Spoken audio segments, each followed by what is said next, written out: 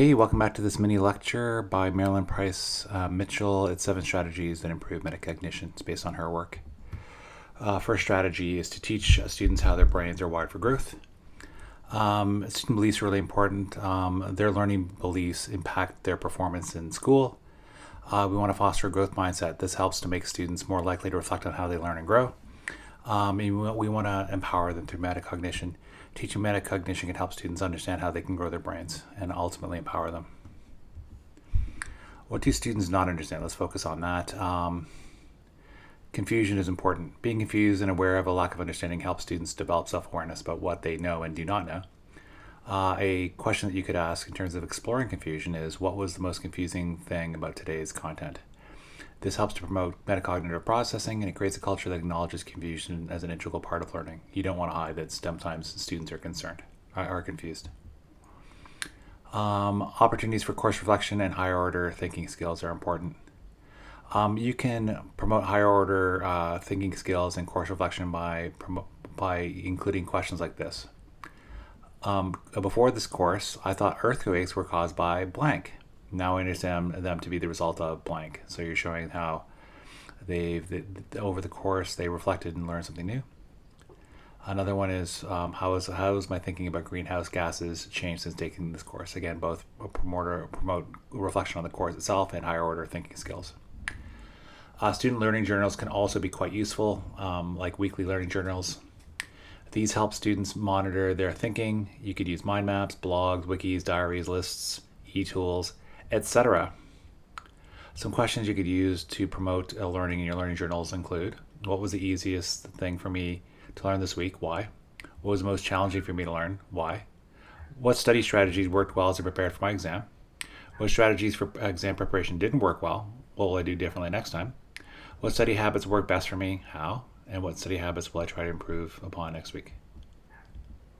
Wrappers are important. They can help increase student monitoring skills. For those of you who don't know what a wrapper is, it's a short intervention that surrounds an existing activity and integrates a metacognitive practice. For an example, if you have a lecture, before the lecture, give tips about active listening to students.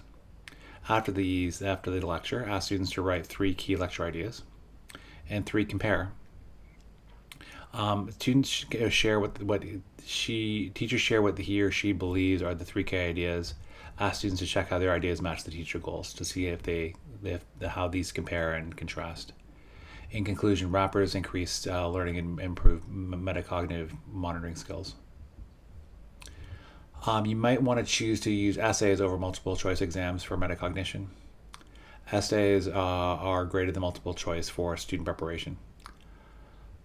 You often find that there are lower level thinking skills for multiple choice exams because you're just trying to find phrases and things that match the answers. And there's higher level of metacognitive skills for essays. Try not to do either or of these two types of exams, either multiple choice or essay exams. Even if you have a few essay questions, that can help improve student reflection on their learning when preparing for tests. So even if you have to do multiple choice for whatever reason, even including a couple of these questions should help. Finally, 7th, facilitate reflexive thinking. Reflexive thinking is a metacognitive process of becoming aware of our biases. Prejudices get in the way of healthy development. You can do this through dialogue. This creates a culture for deeper learning and reflexivity by challenging biases that are either human or societal. And there's also positives from this. By facilitating reflexive thinking, we can begin to challenge our biases and become more flexible and active thinkers.